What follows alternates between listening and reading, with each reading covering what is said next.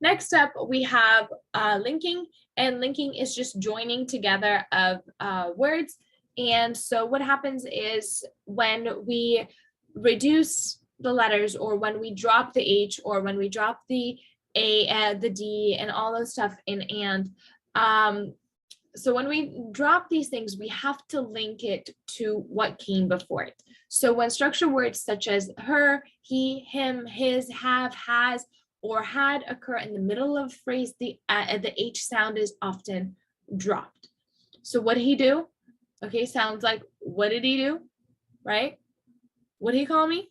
Sounds like, will he call me? Right? So these are the sounds. And you see that there's almost this linking between the did and the D in did and the E in he. What did he do? Oh, sorry. What did he do? All right, what did he do? And it sounds like, what did he do? But really what you're saying is, what did he do? Okay.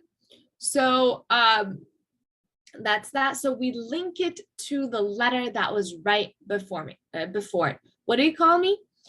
So the L links to the E, and so it then sounds like, will he call me?